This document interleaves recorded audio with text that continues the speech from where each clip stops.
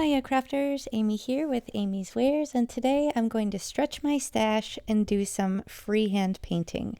This is actually a face painting palette, and I will explain a little bit more as to why I'm using that in the video ahead. Now, this is some watercolor brushes, and I have some just regular cardstock that I'm working on, 120-pound accent opaque, and my little tub of water.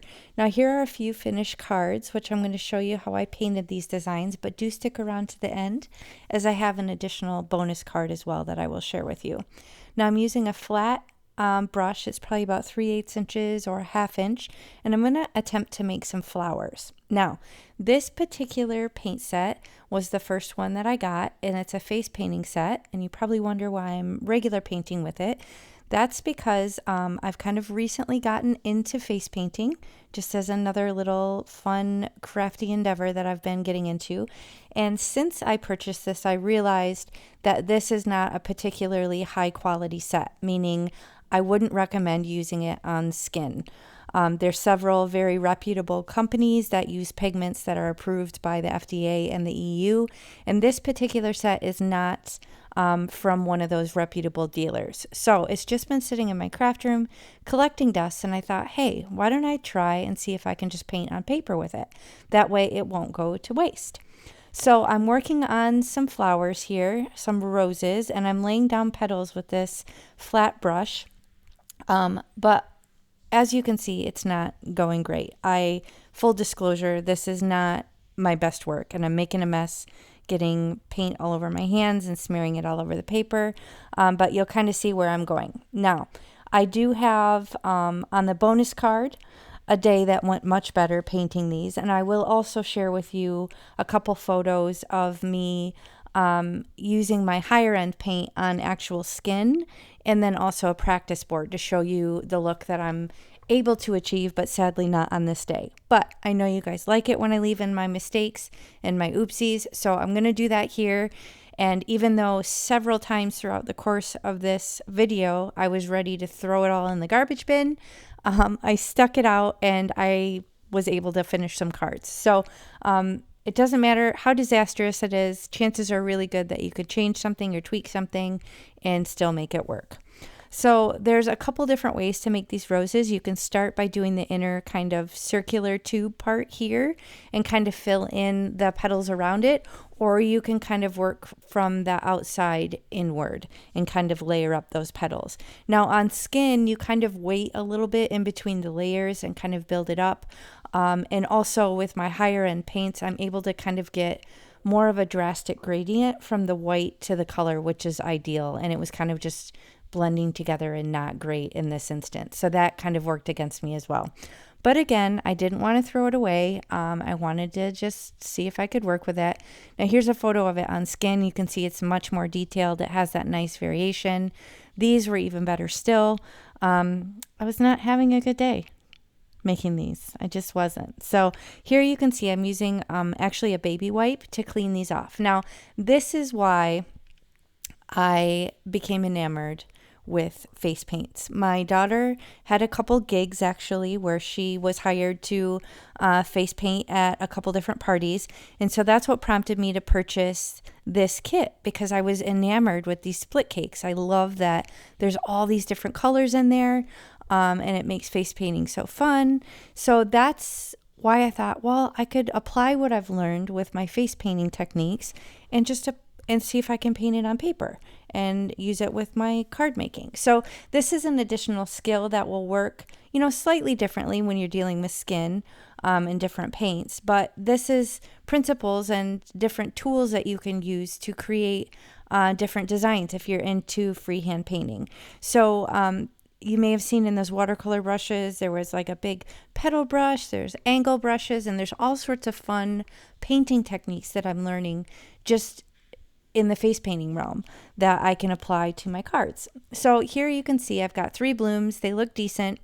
I'm about to ruin it, guys. I don't know about you, but I feel like I got this part relatively nice and then I just ruined it full stop with these leaves. So admittedly, this is usually where I go off the rails. I'm not good at creating like a bouquet flourish in a design, I always end up messing it up somehow, whether it's with stamping or painting with watercolors, or in this case, I don't think it helped. The color here was very kind of too bright, not natural, and that didn't help anything.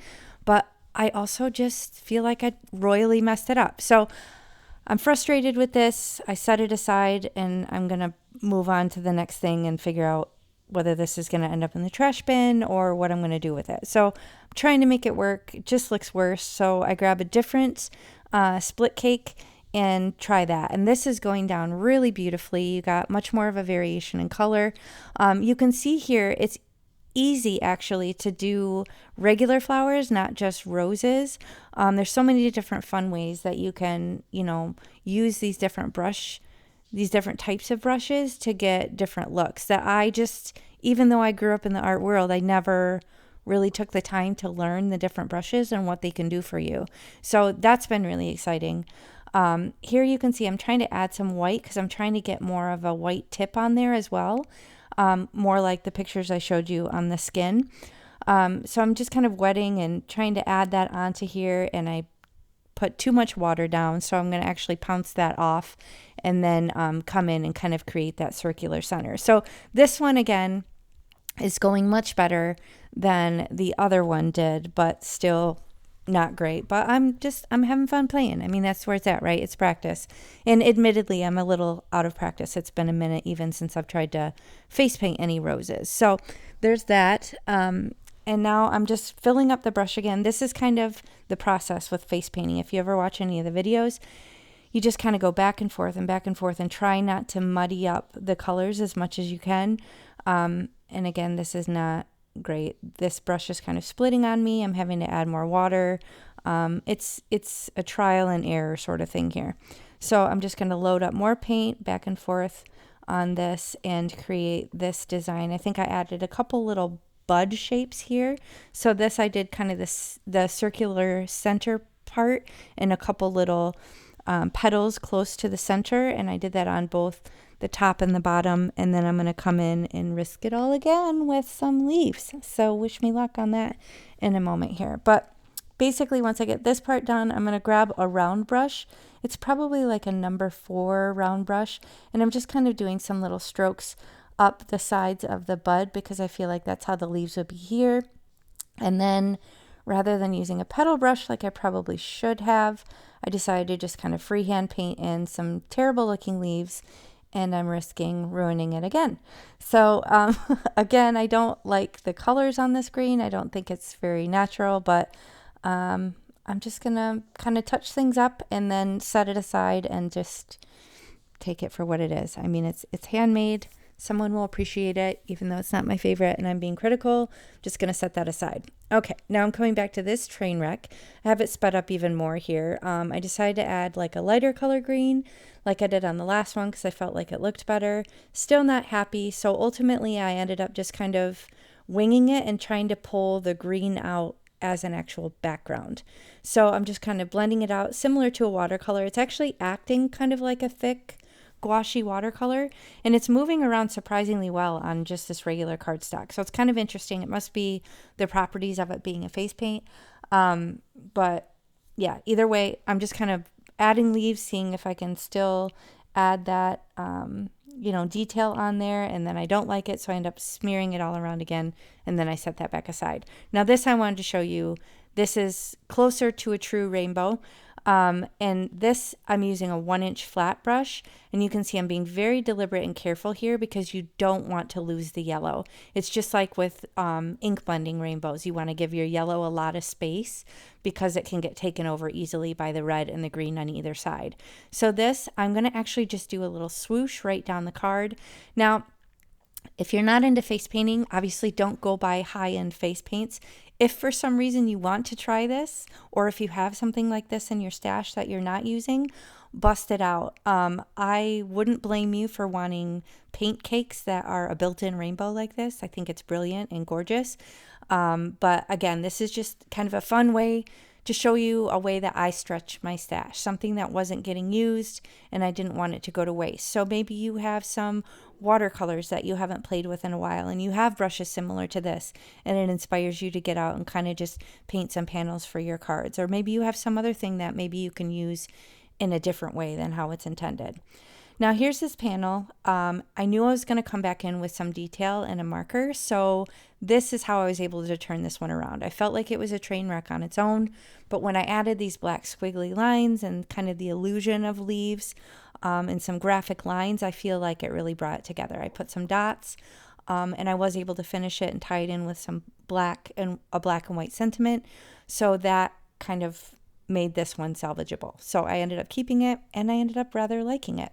So all the panels I cut down with these deckled edge dies. Sadly, those are discontinued, but I will link something similar. These are card bling from A Colorful Life Designs. I do have a coupon, 𝗵𝗲𝗃10, if you shop for anything in the store. And here are the finished cards. Stick around, I'll show you the bonus one at the end. But this one came together nice. I like tying in the black and then the pink card bling that perfectly matched. And then next up we have this one. This one I used some pattern paper scraps just to kind of tie in with the colors that I used. And this isn't rubbing off at all. It's surprisingly durable. I don't know how long it'll last long term, but I gotta feel like it's going to be similar to any other sort of paint. Here's the little swoosh. Hope today is a good one. I think that was really fun and super easy. That would be something you could batch really easily. And then here is the final one. Now this is much more like what I was going for. I was having a much better day when I was playing with it. That's a different split cake from that same set, and I was able to create a card with that as well. So that's the 4 cards. Here's a photo of it as well so you can see more close up. I got much more detail with that one, and that's going to finish my cards. So thank you so much for watching. I hope this is inspiring to you, even though it's a little bit of a out of the box product, and I will catch you next time. Thanks.